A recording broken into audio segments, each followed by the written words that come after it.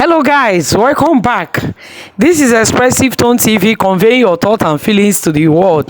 Guys, I beg, this Alex mascot, Abi, what is his name, that assaulted a boat driver. Have you seen the video? You see the way power can make people to be drunk in this country. Look at the people that are representing us. Anyway, the information I brought to you this morning is that there is this Alex mascot. He said he is a House of Rep member. Somebody sent, he wanted to buy snail because now get the country now. Poor men are looking for small ice fish to eat. Then they buy snail, basket of snail. Not be their fault. That is why they can never legislate anything good, because whatever is happening in this country does not affect them. Anyway, that's story for another day. He asked that he wanted to buy snail. So the woman that is selling the snail called the boat driver and asked the boat driver to deliver the snail to him.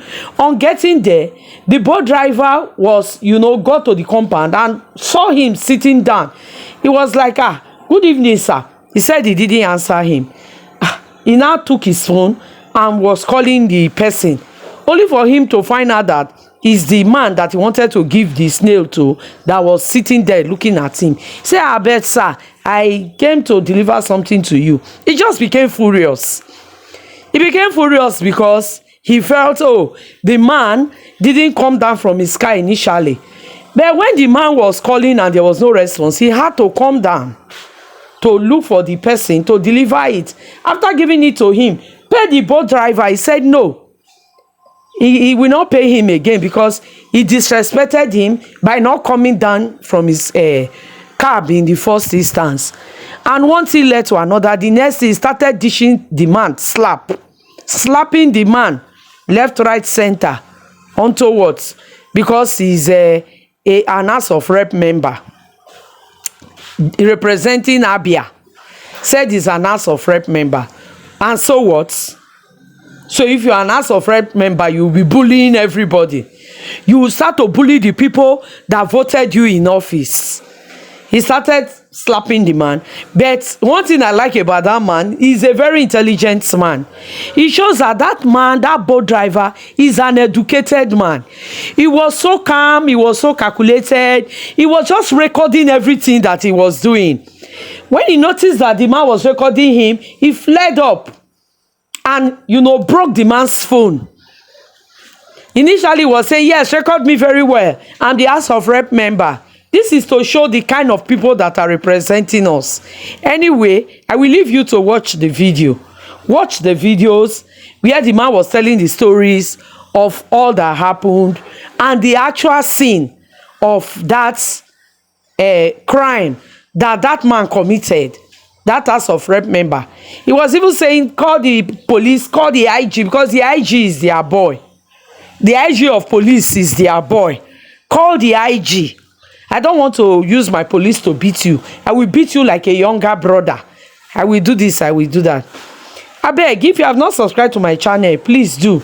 Press the notification bell and like the video. Share the video. Let this video go viral all over the world. Let people know what they are doing in this country. Our politicians, how they misbehave. When they want to do election, they will come and share biscuit and share rice and share bread. After the election now, they turn to lions. And they start to bully the same people that they claim to be representing. Watch the videos. I will see you in my next video. Cheers. So, this is the boat driver that was assaulted by that honorable member that claimed that he's a senator. The reason why I say that claimed that he's a senator, because I discovered this morning that man is not a senator.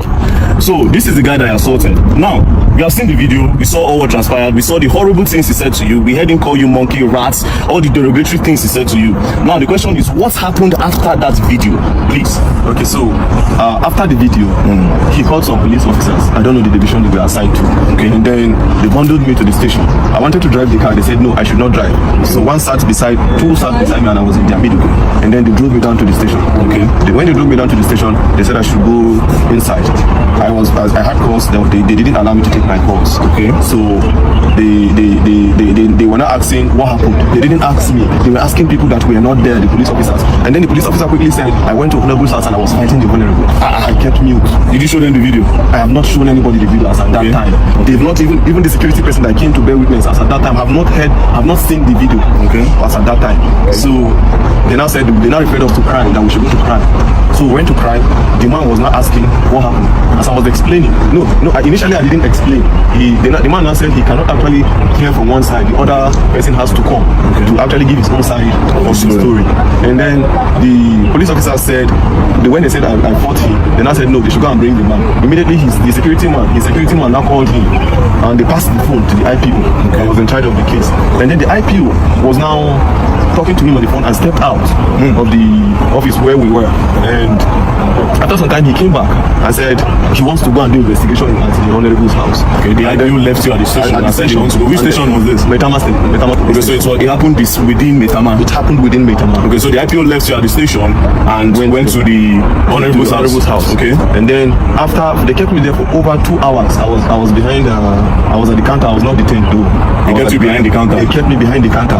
And then after 2 hours plus, he came back. And then he was not like, why did I record the video? IPO now change that for you. Trying to change the narrative. And I asked him, is there a part of the law that says I cannot record what somebody is doing to me? He was becoming a threat to me. And I had to take evidence so that people will know where I am. By this time, was the honorable member there? He wasn't there. He was at home. He was at home. So then I gave me a form to fill, to write my own statement as to what happened. As I was writing, the honorable now came. And then when he came, he started talking and he was shouting. Even at the station? Even at the station. He was calling you names? Calling me names. Like, I still kept mute and I was looking at him. So my colleagues were talking to him. Me, I've already had my own fair share of trauma from him. I don't want to actually have any engagement or any encounter with him. I just went to one corner and I sat down. And I was listening to everything he was saying. All the names he was calling me. You common boat driver, you're a poor man, you have pride in your poor, you have this, you have that. I kept mute. I said, so the problem you have now is a poor man cannot speak that I'm in Nigeria and I shouldn't be treated as a foreigner in this country. As I'm from Delta State and I cannot have you treat me like a foreigner in your own. Now, when did you leave the station? I left the station at about, I think some minutes to 3 or so. Where's your car? My car is still at the station. So the police collected your car? They collected my car. And you left the station this morning? I left the station. Was the honorable member detained? He wasn't detained. You let him go? They let him go. That's really, really sad.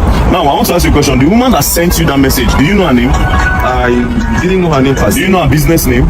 I don't know her business name. It was a request. But I think I checked from my boat app. I think the last request that came when I tried calling from the app, it was, I think, Gloria. Yeah. Because she said something in that video. She said something like, do you know who he is? She was also supporting him. That's why I'm asking you that if you know who she is. Now, what did you go and deliver to him? What even really happened? Just give me a brief summary of what happened before that video. Okay, before the video, I actually got a request from boat. Okay. Right? I was closing already because I needed to resume work this morning at 8:30. Okay. So I was closing at 9:10. I said, let me just quickly go home so that I can have enough rest. So I got this request to Mutama. I felt it was a normal request. And then she told me that it's not a request, that I'm picking something up from a garden. Okay. Right? From a garden. Which garden? I don't know the name of the garden. She just described the garden that after Kano roundabout, okay, you will see one orange color container and then there's a garden beside it. Okay. So I just quickly went there back. The girl just came without wasting time, brought the package that it's a snail. Snail? Snail, yeah. So she dropped it. It was the girl that brought it and dropped it on the seat. She understood that part. Okay. I was like, okay, there's no problem. I'm going. So on getting to the man's house, I told him, okay, I'm at your gate. And I said, okay, I should give it to the security man. Give it to the security man. The security man explained where the house address is. So I drove down to the house. On approaching, I called the man again. I said, okay, I'm here. He now said, I'm not here. That if you're here, I will see you. So I drove. He now said I should park beside one car. When I parked beside the car, I saw him, but I didn't know he was the one. Wow. So I saw him seated few meters away from my car. So I greeted, good evening, sir. He didn't respond. Good evening, sir. He didn't respond. So I presume he is not the one that I'm supposed to deliver this thing to. And since he didn't answer, the next thing is for me to call the person that has this package. The next thing I dialed the person's number. And it's not wrong. And then the next thing he was like, are you stupid? Are you mad? Are you a fool? Bring my stuff for me. I was not happy at the way he talked to me because I was doing my professional job, right? I was not happy. So I was like, okay, this thing you're saying to me, it was not gotten to it. Normally, I'm not even supposed to bring this thing to you. You are supposed to come and pick it yourself. Yeah. That was the only thing that got him angry. You're asking me to come to your car to pick my stuff? Are you okay? Do you know who you're talking to? It's okay. I can see the anger on your face, don't worry. The truth is that Nigeria is for everybody. Nigeria is not for one person. If you're an honorable member will be treating people like this, then just imagine what the president is supposed to do. Now, I need to remind you, we are all clamoring for the youth to come to power. See this one and youth. I always say something. The youth are looking for a better. They are not trying to make this country better. A lot of them. They want to get power to do worse than these people because they have a better way of hiding this evil than these old men in power. But nevertheless, the man does not have immunity. I just discovered that he's not a senator. So actually pursue this case. And I believe that the law will take its course. We'll go to. I've heard a lot of things about Midtown Police Station, which I'm not going to say. But I believe in the new commissioner of police that have been moved here. Commissioner of police Disu. So this case will be reported to him directly, and I believe that the law will take its course. So don't worry. You said you're not feeling well. I'm not feeling well. He hit me on my chest severally. He was just hitting me on my chest, and I said, I was looking at him. So when he was becoming much of a threat to me, initially I did not record because I didn't go there with the intention of fighting. If I went there with another motive, I would start recording from the very beginning. It was when he was becoming a threat, when he said he would pay 50 million naira and then they would delete me, and look at me, this hot shit. He was just calling me all sort of names.